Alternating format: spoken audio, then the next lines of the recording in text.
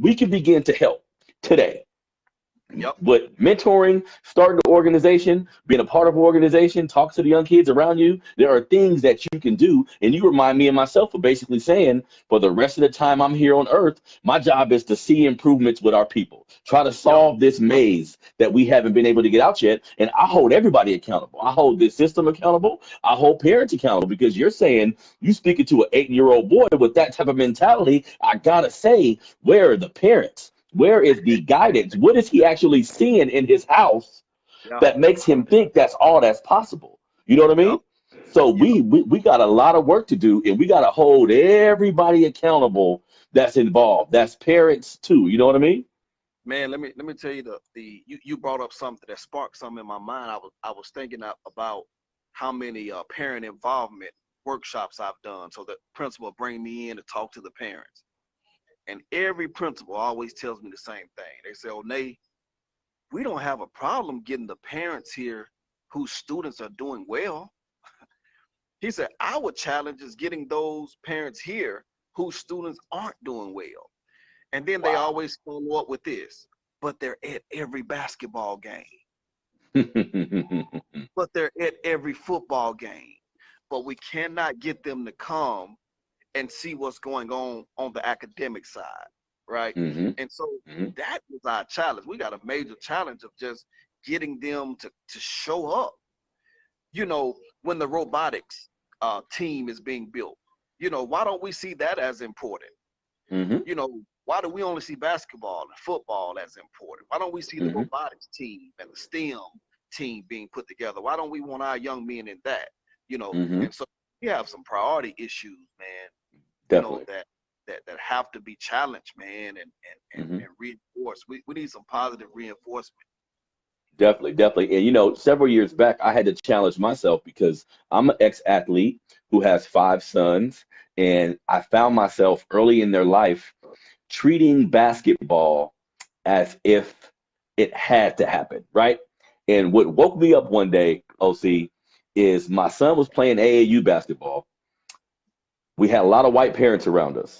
I listened to the white parents talk. Now, one of these white parents, her kid is the rawest dude on the court, right?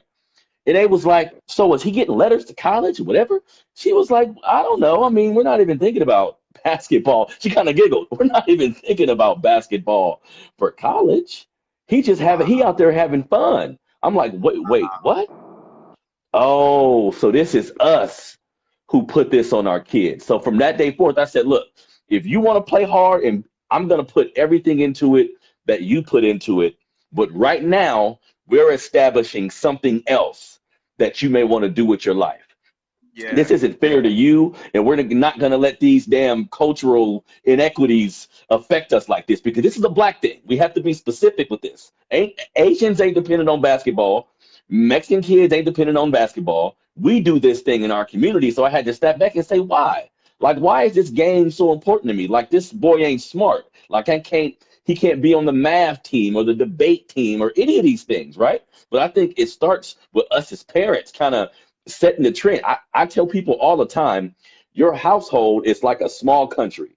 You make up the rules, you determine all of the legalities in this little country, and you send them off into the world to deal with everything in the world. But it starts inside of your house. Whatever the traditions are, whatever the habits are, that's gonna start right in your house with your parents or whoever you live with. You know what I mean? Yeah. Oh yeah, man. You make excellent points. But we know why it is, man, because it's hard to thrive when you're trying to survive. When you just in Mm, mm, survival mm. mode, period. Man, basketball. Man, let me tell you something. When you come up against a team from the inner city and that's all they know, that's all they got.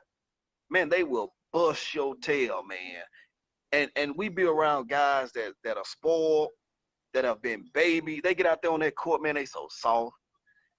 And Mm-hmm. you playing against a dog. You playing against a young man who feels like this is his only shot at getting his mom out the hood, right?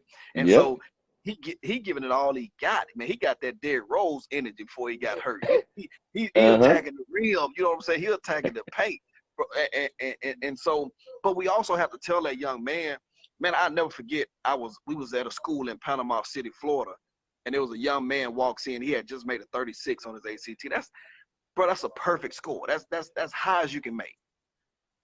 I began to look at every young man in there, and I said, why don't y'all ever go to him for advice? I said, why is he considered lame, but you cool just because you bounce a basketball? But he 36. You pass him in the hall every day, never stop to talk to the young brother. That show you, man, our mentality, right? I said, how many of y'all stop and talk to this brother? Nobody. I said, see, y'all think he's not cool, but guess what? One day you're going to walk into a company, you're going to need a job, and he's going to be sitting on the other side of that desk. Yep. That same young